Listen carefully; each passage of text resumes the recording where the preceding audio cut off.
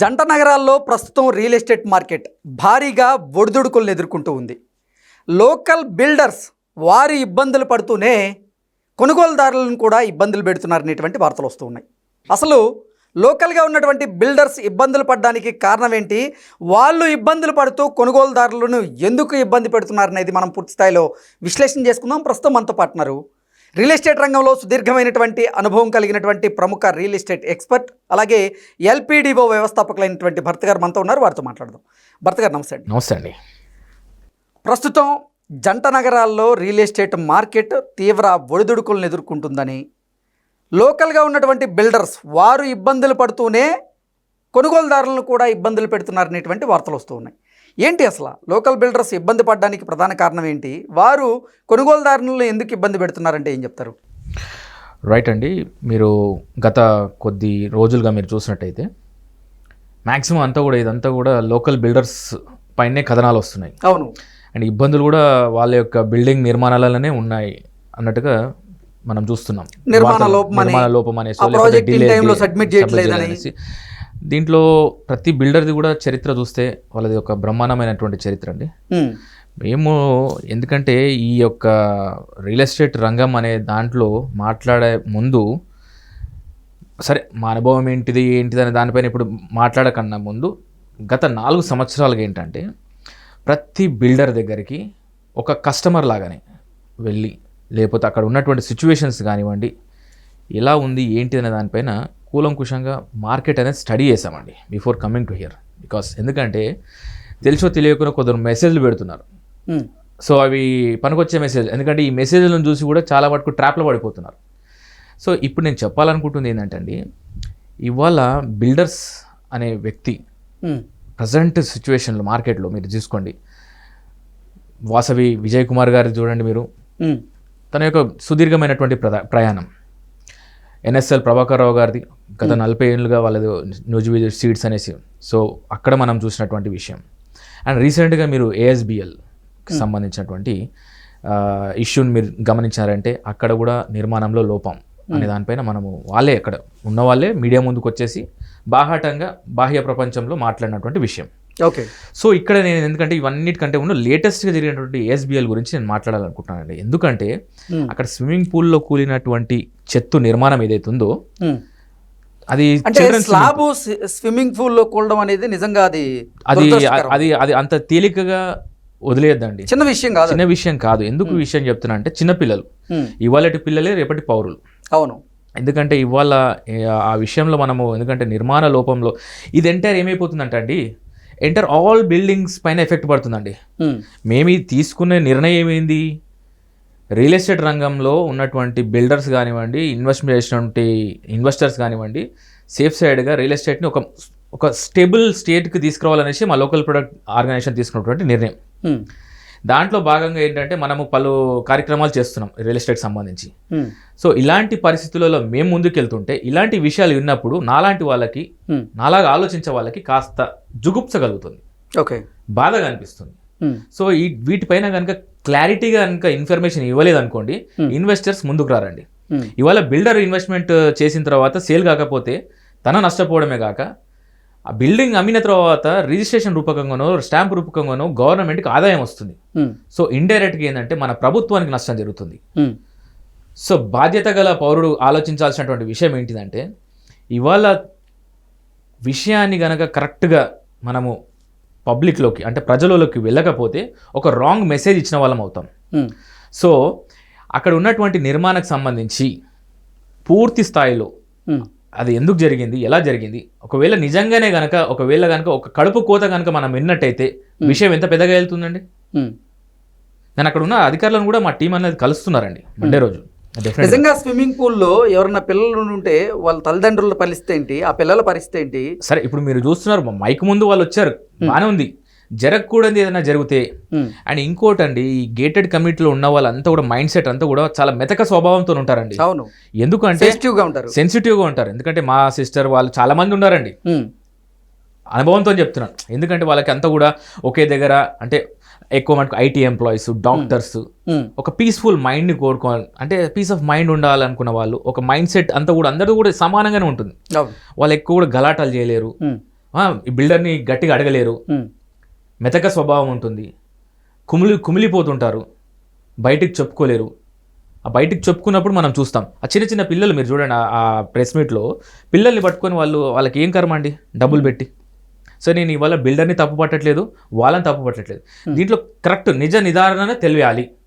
ఎందుకంటే real estate రంగాల్లో ఇలాంటివి ఉన్నప్పుడు ఏమైపోతుంటే ఈ ప్రభావం అందరిపైన పడుతుంది. మరి లోకల్గా ఉన్నటువంటి బిల్డర్లు ఎందుకు ఎక్కువగా ఇబ్బందులు పడుతూ ఉన్నారు, వారు కొనుగోలుదారులను ఎందుకు ఇబ్బంది పెడుతున్నారంటారు?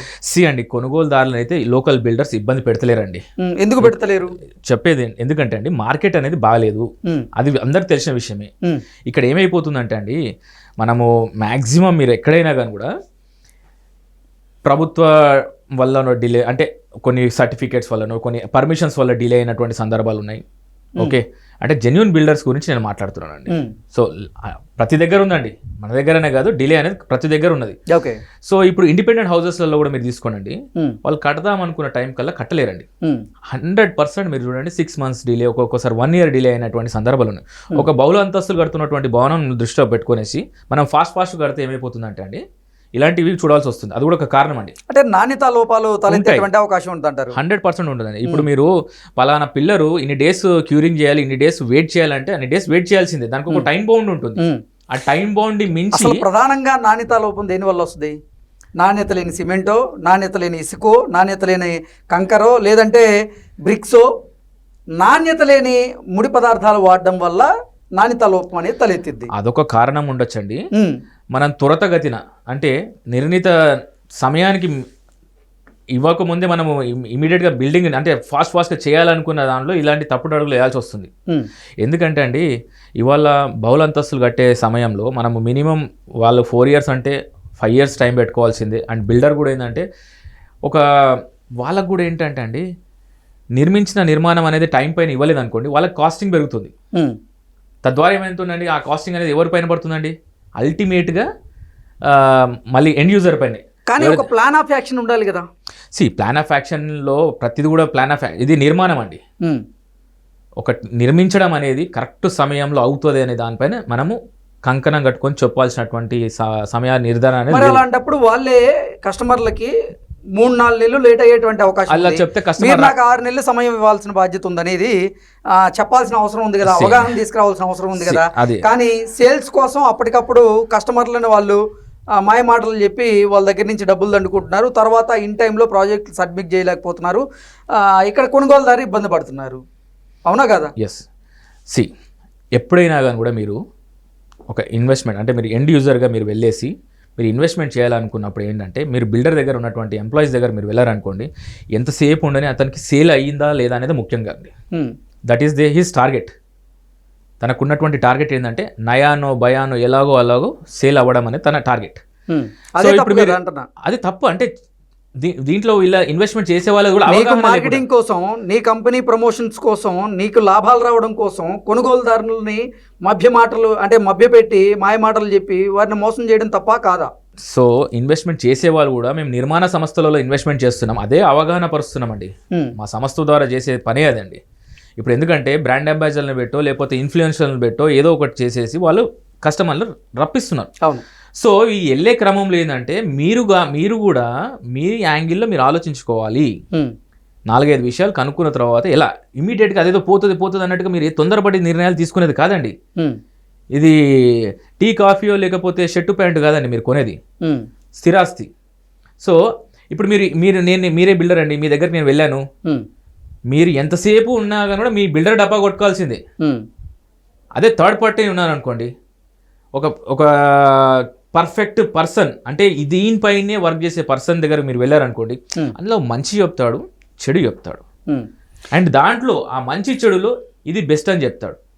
అలాంటి అవగాహన లేకుండా చాలా కొన్ని రియల్ ఎస్టేట్ కంపెనీలు కానీ బిల్డర్లు కానీ నిజంగా ప్రమోషన్స్ కోసం సెలబ్రిటీలను లేదంటే ఇన్ఫ్లుయెన్సర్లను డబ్బులు వెచ్చించి యాడ్స్ చేయించుకునే దాని బదులు అదే డబ్బులు వెచ్చించి క్వాలిటీతో గనక నిర్మాణం గనక ఉంటే కొనుగోలుదారులే వాళ్ళకి బ్రాండ్ అంబాసిడర్గా మారి మౌత్ పబ్లిసిటీ ఇచ్చేటువంటి అవకాశం ఉంటుంది కదా.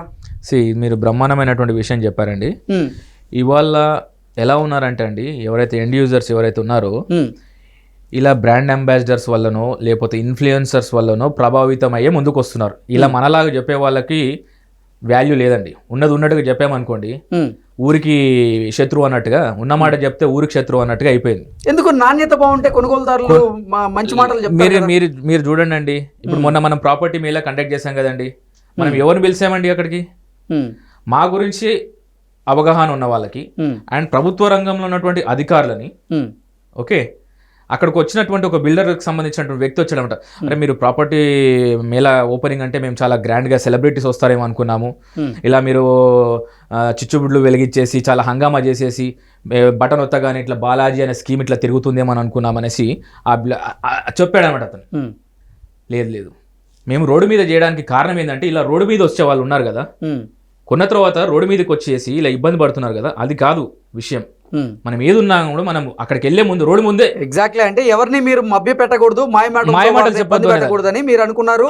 మీరు అందుకే రోడ్డు మీద బాలాజీ అనేటువంటి ఓపెన్ చేసాం మేము. ఎస్, బికాస్ మీరు ఎక్కడికైనా వెళ్ళాలి అంటే రోడ్డు మార్గంలోనే వెళ్తారు. ఆ రోడ్డు మీద వెళ్ళేటప్పుడే మీరు మనం వెళ్ళాలా వద్దా అనేది ఆలోచించుకోవాలనేసి ఆ నిర్ణయానికి అక్కడ చేసామన్నమాట. ఓకే, మన నెక్స్ట్ ప్రాపర్టీ షో మనం రవీంద్ర భారతిలో చేస్తున్నామండి. సో అది తర్వాత మాట్లాడదు.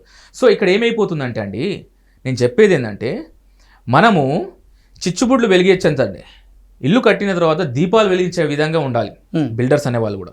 వాళ్ళు ఇబ్బంది పడుకుంటూ ఉండాలి నేను చెప్పేది.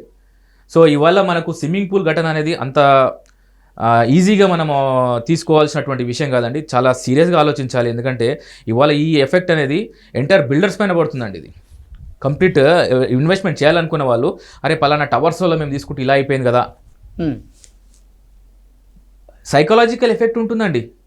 మీరు వాళ్ళ ఆఫీసులో వెళ్ళేసి మీరు కంటైనర్ ఆఫీస్లో కూర్చొనేసి చెప్తే వాళ్ళు బ్రహ్మాండంగా చెప్తారు మీకు, ఈ కాఫీలు టీలకు మీరు లొంగొద్దు. నేను అదే చెప్తాను అంటే ఎప్పుడైనా కూడా కాఫీలు టీలకు లొంగదు. ఎందుకంటే ఒక సందర్భం చెప్తానండి, మీకు గుర్తు చేస్తాను. ఒకరు ఇలాగే మేము వెళ్తున్నటువంటి క్రమంలో, ఈ 4 ఏళ్లలో వెళ్తున్నటువంటి క్రమంలో ఒక బాబు, నాన్న మనం మధ్యాహ్నం భోజనం చేశాము, మనకి బ్రౌచర్ ఇచ్చారు, దాని తర్వాత మీరు కాఫీ తాగారు, టీ తాగారు, తీసుకుందాం నాన్న అంటున్నారు. అక్కడ నిర్మాణమే కాలేదు, బ్రోచర్ రిలీజ్కే. అంటే బాబు కూడా ఇన్ఫ్లుయెన్స్ అయిపోయాడు. ఎగ్జాక్ట్లీ, అంటే ఏదైనా రియల్ ఎస్టేట్ కంపెనీ ఒక వెంచర్ చూపించి ఆ వెంచర్ కి కారు పంపించి పిలిపించి బిర్యానీ పెట్టి ఇదంతా ఏంటి మీరు అన్నారే, కాస్టింగ్ పెరుగుతుంది. ఆ కాస్టింగ్ అంతా ఎవరిపైన వేస్తారండి? ఎవరిపైన వేస్తారు చెప్పండి? కొనుగోలుదారు 100% అంతే కదండి. ఇవాళ కూల్ డ్రింక్ యాడ్సే చూసుకోండి, పెద్ద పెద్ద సెలబ్రిటీస్ యాడ్స్ ఇస్తారు. కూల్ డ్రింక్ అంతా ఎవరిమైనా వేస్తారు. 10% అమౌంట్లో కూల్ డ్రింక్ తయారవుతుంది, కానీ 90% మనం ఏంది వీటిపైన మనం పెడతాం. సో ఇవాళ ఏంటంటే కస్టమర్ అనే వ్యక్తి కూడా అడ్వర్టైజ్మెంట్కి అట్రాక్ట్ అవుతున్నాడు, ఇలా చేస్తేనే బిజినెస్ అన్నట్టుగా ఉంది. సో దాన్ని మనం మార్చలేమండి. ఈ విషయాన్ని మీకు ఇంత సమయంలో మెయిన్గా అంటే మనం ఆలోచించుకోవాల్సిందంటే, ఎవరైనా కూడా ఈ పర్చేస్ చేసే వాళ్ళు కానీ ఏదైనా కానీ కూడా ఈ చిన్న చిన్న తాయిదాలకు మీరు లొంగొద్దు. ఓకే, స్థిరాస్తులలో ఇన్వెస్ట్మెంట్ చేస్తున్నారు. ఇవాళ నేను మొన్న రీసెంట్ ఒక సంస్థ దగ్గరికి వెళ్ళానండి, ఎలా ఉంది మార్కెట్ ప్రైసింగ్ విషయంలో ఇలాగే మాట్లాడితే, ఇప్పుడు ప్రభుత్వము ప్రజెంట్ గవర్నమెంట్లో రియల్ ఎస్టేట్ సేల్స్ బాగాలేవు అది. నేను షట్ యువర్ మౌత్ అని చెప్పానండి అతనికి. షట్ యువర్ మౌత్ 2001 నుంచి చూస్తున్నానండి, 2001 నుంచి చూస్తున్న ఈ డ్రామాలన్నీ కూడా. ఎప్పుడైతే రియల్ ఎస్టేట్ బాగాలేదో ఈ రియల్ ఎస్టేట్ కంపెనీలు ఏంటండి సునాయాసంగా ప్రభుత్వం పైన వేసేయడం అనేది ఒక అలవాటుగా మారిపోయింది. 2001లో చూశాను నేను ఇది, 2008లో చూశాను ఇది, 2012లో చూశాను. మీరు గవర్నమెంట్స్ ఏమున్నాయో మీరు చూసుకోండి, గూగుల్ అవుట్ చేసి చూసుకోండి. 2014లో చూశాను, మళ్ళీ ఇప్పుడు 2023లో చూస్తున్నాను, మళ్ళీ 2017లో కూడా అన్నారు. సో మీరు ఒక రితీష్ రెడ్డి ముఖ్యమంత్రి అయిన తర్వాత, లేకపోతే హిమాంశు రావు ముఖ్యమంత్రి అయిన తర్వాత పెట్టాల్సిన రేట్లు ఇప్పుడే పెట్టారు. వాళ్ళు ఎవరని మీరు అనుకోవచ్చు. ఒకరేమో కేసీఆర్ గారు మనవడు, ఇంకోరేమో రేవంత్ రెడ్డి గారు మనవడు. సో వాళ్ళ ముఖ్యమంత్రులు అయినప్పుడు రేట్లు మీరు ఇప్పుడే పెట్టేశారు. ఇప్పుడు ఆ రేట్లు పెరిగిన దాన్ని మనం క్రమక్రమంగా ఎట్లా చేసుకోవాలన్న దానిపైన ఆలోచించుకోవాలి, మార్కెటింగ్ ఎలా వేయాలన్న దానిపైన ఆలోచించడానికే మేము ఇలాంటి సర్వేలు చేస్తున్నామండి. ప్రభుత్వాలను నిందించొద్దు.